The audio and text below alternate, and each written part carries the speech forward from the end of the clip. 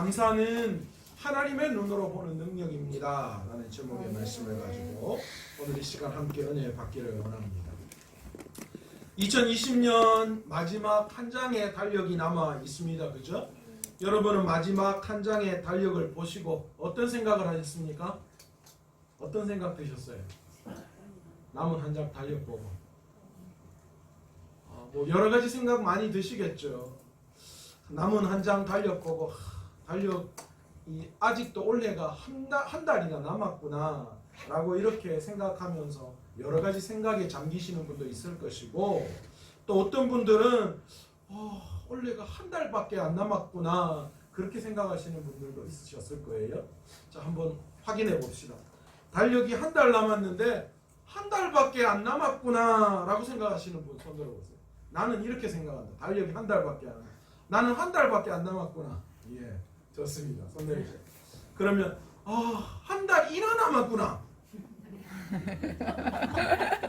안 드신 분들은 아무 생각이 없으시다는 거예요.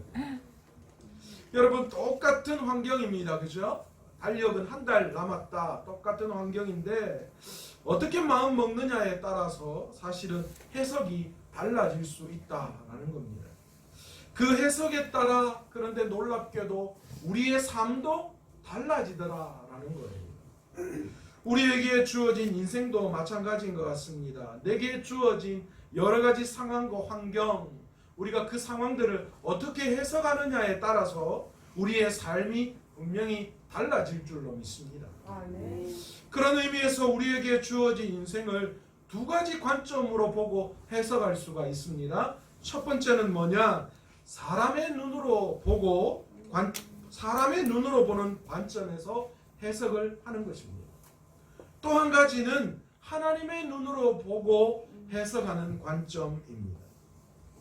오늘 본문에 등장하는 요셉의 인생을 우리는 이 두 가지 관점으로 한번 해석해 보면서 과연 우리가 어떤 삶을 살아가야 하는가라는 것을 한번 확인해 보려고 합니다. 먼저 이 요셉의 인생을 사람의 눈으로 해석하면 어떻습니까? 요셉의 인생은 한마디로 어떻습니까? 기구한 운명을 타고난 그런 사람이었다라고 이야기할 수 있습니다. 한번 보세요. 요셉은요, 어릴 때 어떻습니까? 어머니를 잃어버리는 그런 엄청난 고통 속에 살아야만 했던 사람입니다. 동생을 낳을 때에 난산이었습니다. 그래서 동생 베냐민을 낳고 어머니는 바로 죽음을 맞이하게 되었죠. 어린 동생과 이 요셉은 그러니까 어린 시절에 어머니 없는 삶을 살아야 했습니다. 여러분, 상상이 갑니까? 한창 어머니의 사랑을 받아야 할 그 나이에 요셉은 전혀 어머니 사랑이 무엇인지 없이 자라났다라는 거예요. 여러분, 어머니가 없다라는 것 참 안타깝고 불행한 삶입니다. 어머니의 사랑을 마음껏 받지 못한 요셉의 텅 빈 마음, 그 가슴을 아버지인 야곱이 요셉을 특별하게 생각하고 사랑해 주었습니다. 그런데 그 아버지의 특별한 사랑이 도리어 요셉에게 문제가 되었습니다. 야곱의 사랑은 편애의 사랑이었습니다. 창세기 37장 3절에서 4절을 보면 이렇게 말씀하고 있어요. 요셉은 노년에 얻은 아들이므로 이스라엘이 여러 아들들보다 그를 더 사랑함으로 그를 위하여 채색옷을 지었더니 그의 형들이 아버지가 형들보다 그를 더 사랑함을 보고 그를 미워하여 그에게 편안하게 말할 수 없었더라. 아버지 야곱, 그러니까 이 이스라엘이 특별히 요셉을 사랑했어요. 그래서 애지중지했다라는 거예요. 그래서 채색옷을 입혀서 다른 형들보다도 뭔가 좀 다르게 편애를 했다라는 거예요. 여러분, 그런데 놀랍게도요, 그것이 요셉에게 덕이 되지 않았다라는 거예요. 다른 형들이 이 아버지가 요셉만 사랑하는 걸 보고 마음에 분함이 일어났다라는 것이죠. 우리도 그렇잖아요. 이렇게 형제들이 많으면 자연적으로 부모님들은 큰 애를 먼저 우선하게 되잖아요. 옛날 다 그랬다고 하더라고요. 위에 이제 이 형들이 많으면 또 누나들이 많으면 자연적으로 자기는 평생 옷 한 벌 자기 이름으로 새 옷 한 벌 못 사고 늘 형들이나 누나들의 옷을 받아 입어야 했다라는 거죠. 그래서 남자아이인데도 약간 분홍색이나 노란색 계통의 옷을 입어야 하는 그런 안타까움. 요즘 우리 아들도요, 이게 약간 뭐 핑크나 빨간색 이런 걸 하면 기가 막히게 자기 이걸 안 입겠대요. 왜 안 입냐고 그랬더니 자기는 이거 빨간 거 이런 거는 여자들 색깔이기 때문에 안 입는다고. 그래서 제가 그랬죠. 아빠는 빨간색 좋아한다. 그래도 남자라고. 그래도 자기 안 입겠대요. 옛날 과거에 이런 것들 참 많았어요. 그래서 부모님에게 때로는 나는 왜 매일 그냥 형들 누나들 옷 물려받아야 하느냐 그런 이야기도 했습니다. 얼마 전에 TV에 나왔던 그 한 연예인이 그런 이야기를 하더라고요. 형들이 둘이 있는데 당시 그때는 육성회비라는 걸 내야 했죠. 형은 맨 큰 형은 당연히 맨 큰 형이니까 육성회비를 냈고, 둘째 형은 가끔 주다 말다 했고, 자기 막내인 자기는 늘 엄마가 안 줬다는 거예요. 어느 날도 육성회비를 달라고 엄마한테 그때 뭐 5원인가 그랬대요. 그 5원을 달라고 50원인가? 50원을 달라고 그랬는데 어머니가 그걸 안 주더래요. 그러면서 때리면서 학교 빨리 가라고 그랬대요.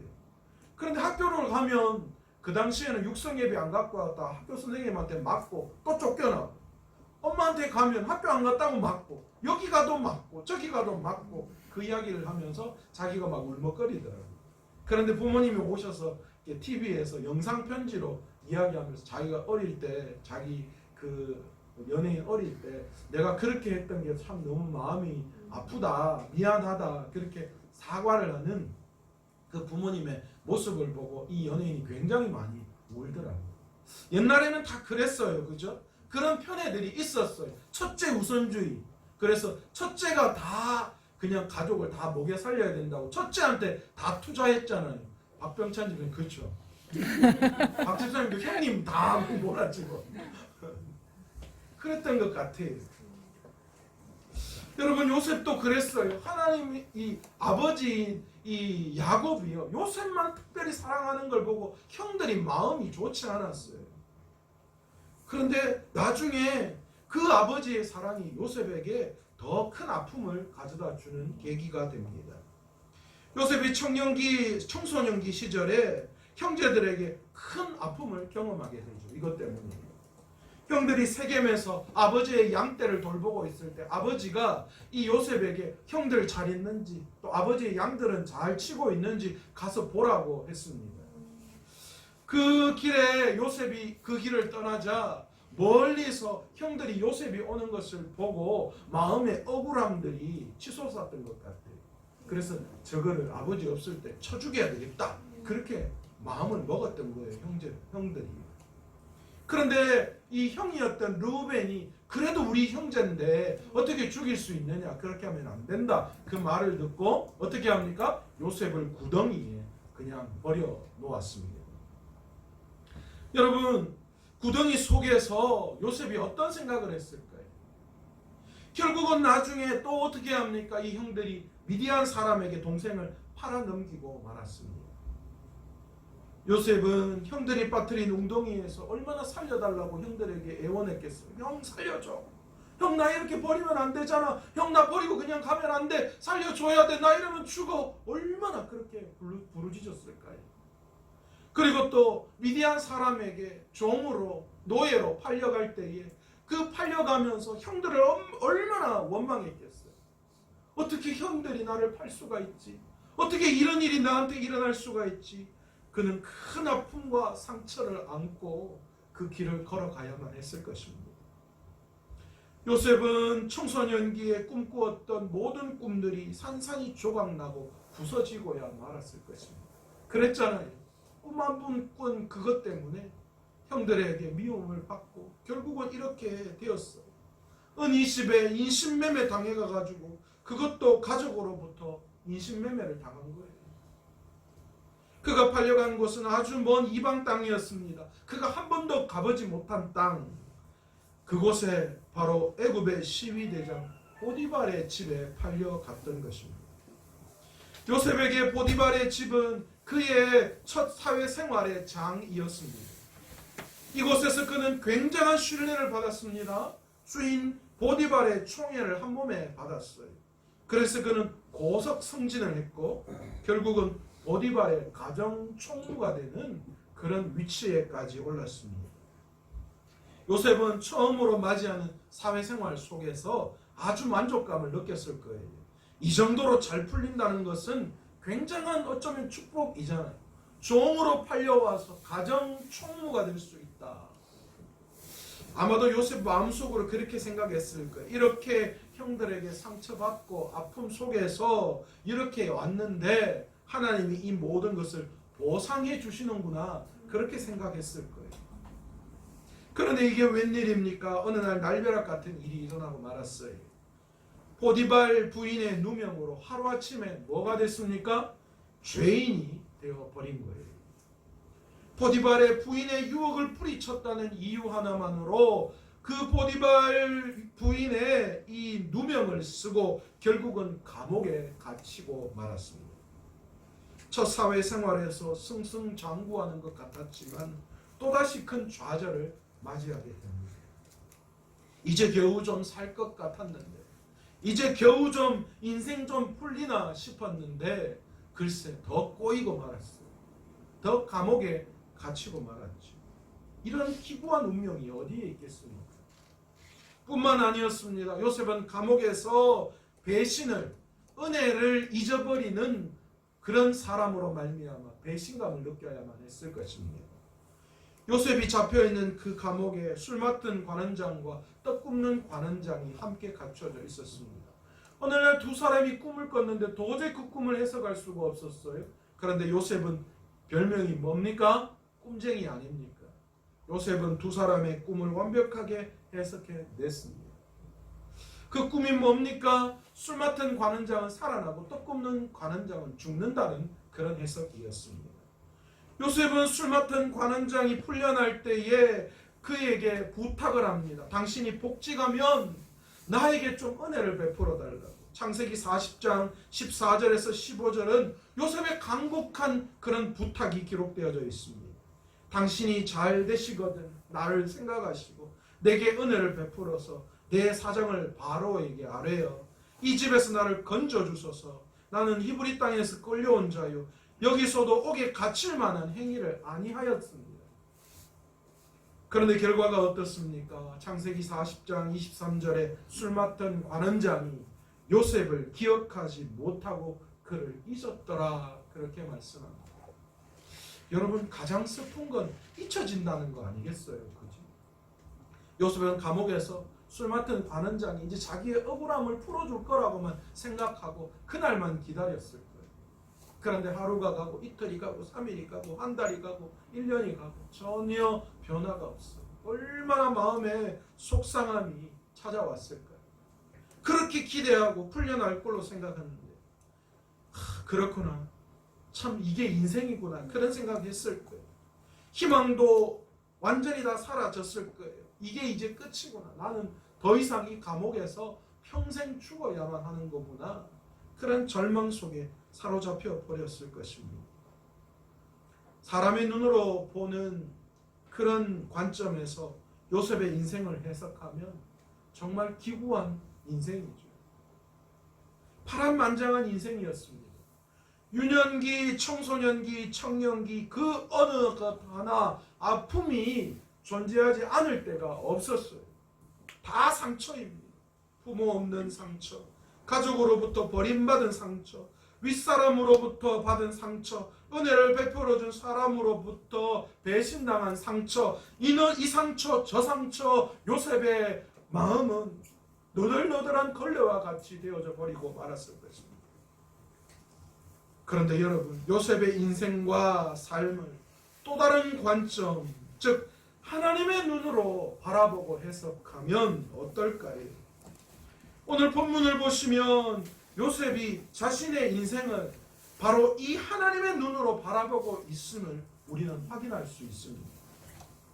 사람의 관점, 세상의 관점으로 보고 해석하지 않고 지금 요셉은 사람이 아니라 하나님의 관점으로 자신의 인생을 해석하고 있다라는 것이죠. 천신만고 끝에 요셉이 애굽의 왕 바로의 꿈을 해석하게 됩니다. 그리고 애굽의 총리가 되었습니다. 요셉은 애굽의 총리가 되어 애굽의 모든 것을 다스릴 때에 여러분 흉년이 들어 애굽으로 형들이 지금 양식을 구하러 온 상황입니다. 바로 그때 형들과 다시 만나 재회를 하게 되어지는 장면이 오늘 본문의 배경이에요. 5절을 가만히 한번 보십시오. 뭐라고 이야기하고 있습니까?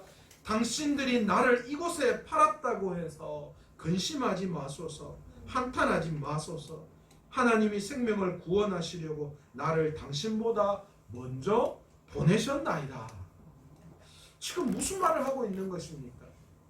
자신을 이곳으로 보낸 사람이 형들이 아니라 누구라고 이야기합니까? 하나님이라고 이야기합니다. 하나님이 자신을 보내셨다라는 거예요. 여러분, 요셉이 어떻게 이렇게 생각할 수 있었을까요? 그것은 하나님의 관점으로 자신의 인생을 바라보았기 때문입니다. 하나님의 눈으로 자신의 인생을 보니까 그때 형들에 의해 애굽 땅으로 팔려온 것이 하나님의 선한 손길 속에 있었음을 깨닫게 된 거예요. 하나님의 눈으로 자신의 인생을 보니까 애굽에 온 것이 우연이 아니었다는 겁니다. 바로의 시위대장 집에 온 것도 우연이 아니었고, 억울한 누명을 쓰고 감옥에 간 것도 우연이 아니었고, 그 감옥 속에서 잊혀져 버린 사람이 되어진 것도 그것도 우연이 아니었다는 거예요. 이 모든 것이 다 하나님의 선한 손길 안에 있었다라는 것입니다. 오늘 본문 7절을 보십시오. 뭐라고 말씀하고 계십니까? 하나님이 큰 구원으로 당신들의 생명을 보존하고 당신들의 후손을 세상에 두시려고 나를 당신보다 먼저 보내셨나니. 계속해서 8절에 그런즉 나를 이리로 보내니는 당신들이 아니요 하나님이시라. 하나님이 나를 바로에게 아버지로 삼으시고 그 온 집의 주로 삼으시며 애굽 온 땅의 통치자로 삼으셨나이다. 요셉은 확실하게 자신의 인생을 하나님의 관점으로 보고 해석하고 있습니다. 하나님의 관점으로 보니까 자신의 인생이 다 해석이 되는 거예요. 그렇게 풀리지 않았던 문제들이 한순간에 다 풀리고 말았던 거예요. 어떻게 형들에게 내가 이렇게 팔려갈 수 있지? 어떻게 이렇게 억울한 누명을 쓰고 감옥에 갈 수가 있지? 내가 감옥에서도 은혜를 베풀었는데 그 사람이 나를 어떻게 잊을 수 있지? 순간순간 해석되지 못한 그 모든 것들이 한순간에 하나님의 관점으로 보니까 다 해석이 되는 거예요. 요셉은 자신의 인생 속에 보이지 않는 하나님의 손이 개입하고 계시다라는 것을 말씀을 통하여 고백하고 있는데, 창세기 50장 20절에 그 내용을 분명하게 요셉이 말씀하고 있습니다. 당신들은 나를 해하려고 하였으나 하나님은 그것을 선으로 바꾸사 오늘과 같이 많은 백성의 생명을 구원하게 하시려 하셨나니. 하나님은 그것을 선으로 바꾸사, 그것이 뭡니까? 요셉이 지금까지 억울하고 힘들고 어려운 누명을 쓰고 했던 그 모든 과정, 하나님은 그것을 선으로 바꾸셨다, 그렇게 말씀하고 있는 거예요. 나의 모든 인생 속에 개입하신 하나님은 오늘 저와 여러분의 삶 속에 있는 그 모든 아픔과 어려움도 선으로 바꾸시는 분이신 줄로 믿습니다. 아멘. 하나님은 요셉의 인생 속에 오셔서 모든 것을 선으로 바꾸어 놓으셨습니다. 아픔도 배신감도 마음과 증오도 형들에게 팔린 것도 누명을 받아 감옥에 갇힌 것도 하나님은 모든 것을 바꾸어 놓으신 분이십니다. 여러분, 자신의 인생을 해석할 때 사람의 관점으로 보면 해석되지 않는 것이 너무 많아요. 세상의 눈으로 내 삶을 바라보면 지금 내가 처해 있는 삶이 너무 억울하고 너무 분통이 터지고 죽겠는 거예요. 아무리 해석하려고 해도 해석되지가 않습니다. 그래서 분노가 치밀어 오릅니다. 그래서 내 마음속에 어떻게 하든가 미워하고 좌절하고 또 마음속에 분노가 치밀어 올라서 복수하고야 말겠다, 그런 생각이 내 마음속에 차고 온다라는 거예요.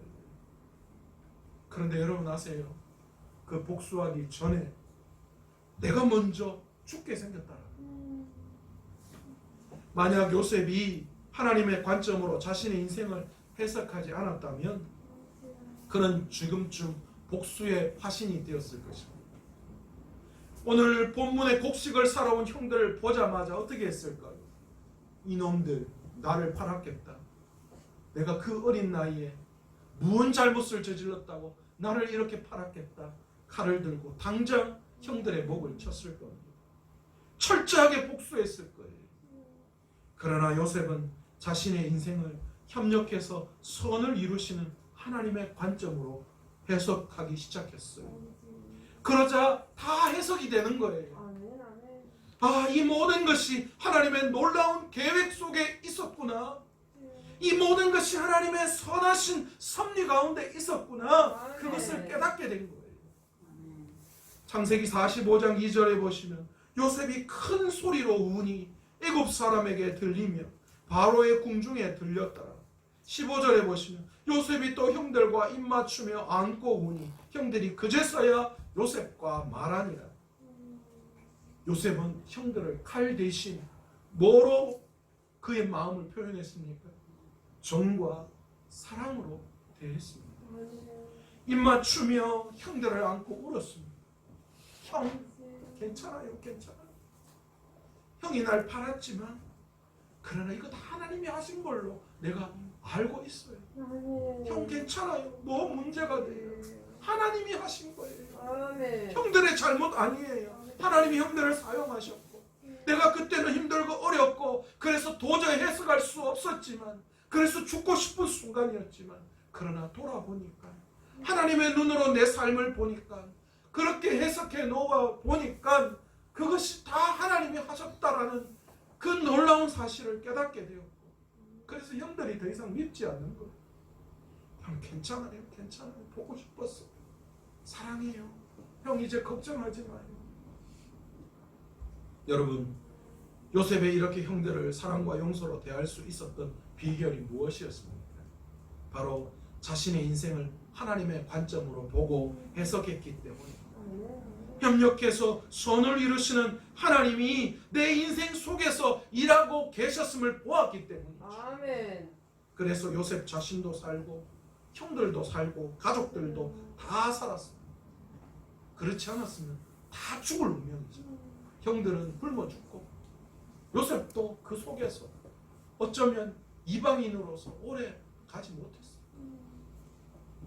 사랑하는 여러분, 여러분에게 일어난 모든 것을 선으로 바꾸시는 하나님을 믿으시는 저와 여러분 되시기를 원합니다. 아멘. 하나님은 실수하지 않으시는 분이에요. 하나님이 행하시는 일에는 실수가 없는 분이셔요. 아멘. 여러분 지금 가고 있는 길이 하나님의 최선임을 믿으시기 바랍니다. 아멘. 가장 좋은 길이심을 믿으시는 저와 여러분 되시기를 원합니다. 아멘. 여러분이 볼 때, 세상의 눈으로 볼 때에 어쩌면 더디 가는 것 같고 빙빙 돌아가는 것 같지만 그러나 지금 우리가 가는 길이 가장 빠른 길이고 가장 지름길임을 여러분 저와 여러분이 아셔야 해요. 아멘. 지금 우리가 제대로 가고 있는 거예요. 아멘. 저도 길지는 않지만 이 짧은 인생 속에서 사람의 눈, 세상의 눈으로는 도저히 이해할 수 없는 그런 경험들이 참 많더라고요. 그런데 하나님의 눈으로 보니까 그게 다 해석이 되더라고요. 잘 사는 집이 왜 어떤 집사님 한 분 때문에 갑자기 망해야 했는지 저는 어린 시절에 도저히 이해할 수가 없었어요. 그래서 그 집사님을 용서할 수가 없었습니다. 아버지가 암이 2가지나 겹쳐 오셨고 또 살던 전셋집도 주인이 부도내고 도망가는 그런 일이 왜 우리 집에 이렇게 겹겹이 일어나야 하는지 알 수가 없었습니다. 서울에서의 직장 생활도 마찬가지였습니다. 성공은 했지만 그러나 그 성공을 위해서 얼마나 힘들고 어려운 고비가 연속이었는지 몰라요.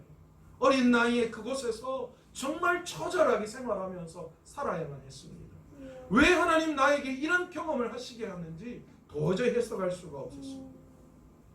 신학을 공부하고 하나님 목회자로 서원하고 난 다음에도 신대원에 계속해서 연일 떨어지는 것 때문에 얼마나 낙심하고 자존감이 떨어졌는지 몰라요. 하나님 신학을 가게끔 하시고 목사가 되게끔 하셔놓고는 왜 이렇게 신대원을 못 가게 하시는지 이해가 되지 않았어요. 부목사 시절도 마찬가지였습니다. 내가 원했던 담임 목사직을 가야 하는 그런 상황 속에서 하나님이 그 모든 것을 되게 하시는 것 같았는데 마지막에 고비를 마시고 안 되게끔 하시는 이유, 그 이유를 도저히 알 수가 없었습니다. 내가 악한 행동을 하는 것도 아닌데 하나님 왜 이런 말도 안 되는 일로 내 길을 막으십니까? 당신은 암담하고 아찔하고 답답하고 절망이었습니다. 왜 하나님 그러셔야만 했습니까?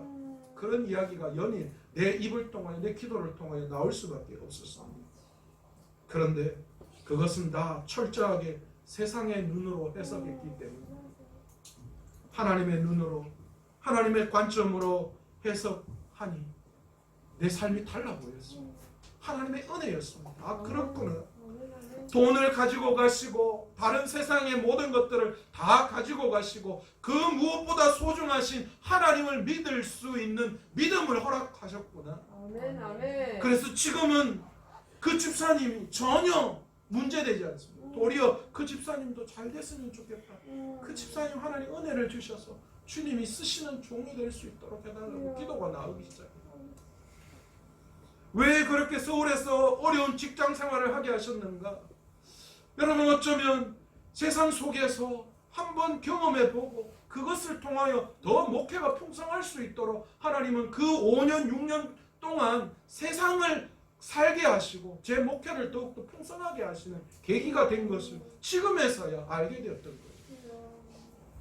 총신을 떨어지면서 한 해 한 해 늦게 시작했기 때문에 그것이 저에게는 큰 부담이었지만 돌이켜 생각해 보니까 하나님은 그것을 통하여 저를 철저하게 더 기도로 준비시키신 거예요. 부목사 시절에 좋은 담임지를 가려고 그렇게 애쓰다가 하나님 브레이크를 거셨는데 그것이 제 길이 아닌 거예요. 하나님은 더 좋은 우리 교회를 준비해 놓으셨고 하나님은 이 교회를 통하여 여러분을 통하여 저를 통하여 더 위대한 걸 꿈꾸고 계시다라는 것을 깨닫게 되는 거예요. 아멘. 세상이 아니라 하나님의 눈으로 보니까요. 그때는 암담하고 처절하고 아찔하고 답답하고 절망이었지만 그러나 하나님의 눈으로 해석하니까 전혀 그것이 문제가 되지 않았어요. 하나님은 여전히 지금도 절대적 주권을 행하고 계시는 분이신 줄로 믿습니다. 아멘. 그 절대적 주권을 가지신 하나님이 우리 아버지시라는 거예요. 아멘, 아멘. 아버지는 자식에게 가장 좋은 걸 주시는 분이셔요. 아멘. 가장 선한 길로 우리를 인도해 주시는 분이시죠. 아멘, 아멘. 그리고 모든 것을 협력하여 선을 이루시는 분이시죠. 아멘. 요셉의 인생 속에 개입하셔서 하나님은 모든 것을 바꾸어 협력하여 선을 이루시는 분이셨습니다. 아멘. 여러분 요셉의 인생에 개입하셔서 그렇게 하셨다면 오늘 저와 여러분의 인생에도 개입하셔서 충분히 모든 상황을 뒤집어 협력하여 선을 만들어내시는 주님이신 줄로 믿습니다. 아멘. 여러분 그러니까 저와 여러분은 다 잘 될 일만 남았어요. 아멘, 아멘. 다 잘 될 일만 남은 거예요. 아멘. 여러분 이 말은 어려움과 고난과 시험이 없다는 뜻이 결코 아닙니다. 그 어려움과 그 고난과 그 시험이 다 어떻게 되는 거예요? 다 선으로 바꾸어 놓으실 거라는 거예요. 다 아름답게 만드실 거라는 거예요. 그것이 다 저와 여러분의 간증이 되게 하실 거라는 거예요. 아멘. 감사는 하나님의 눈으로 우리에게 주어진 상황과 환경을 보게 하는 능력입니다. 아멘. 감사하는 사람은 자신의 인생을 하나님의 관점으로 볼 수 있는 능력의 사람입니다. 아멘, 아멘. 그러나 불평하는 사람은 그 능력이 없는 거예요. 하나님의 눈으로 우리의 인생과 세상을 볼 수 없는 거예요. 그러니 불평과 불만이 나올 수밖에 없죠. 감사하는 사람은 관점이 다릅니다. 하나님의 눈으로 자신을 보고 하나님의 눈으로 가정을 보고 하나님의 눈으로 이웃과 교회를 보고 하나님의 눈으로 내가 속해 있는 공동체를 보게 되는 거예요. 주여. 그러면 감사할 수밖에 없는 거죠. 아멘 아멘. 하나님의 눈으로 보면 나에게 주어진 환경과 여건이 어떻게 보이느냐? 첫 번째로 범사에 감사하게 보입니다. 아멘. 왜 그렇습니까? 지금 나 자신과 가정은 하나님의 손에 있기 때문이죠. 아멘 아멘. 하나님의 주권, 절대 주권 속에 있지요. 아멘. 그러니까 하나님은 협력하여 선을 이루시는 분이시죠. 어떤 상황 속에서 모든 것 속에서도 하나님은 선을 이루시는 분입니다. 아멘. 그러니까 우리가 당연히 어떻게 해요? 하나님의 눈으로 보면 우리의 입에서 범사에 감사가 나올 수밖에 없어요. 아멘 아멘. 다 감사한 거죠. 감사 안 한 게 없죠. 왜요? 하나님은 그 모든 것 중에서 다 손으로 이루시는 분이에요. 주여. 다 아름다운 걸 주시는 분이시기 때문이죠. 또한 우리가 하나님의 눈으로 볼 때 우리의 상황과 여건이 어떻게 보이느냐? 미리 당겨서 감사하게끔 하신다. 아버지 감사합니다. 제가 대구에 있을 때 목사님이 이 이야기를 하시더라고요.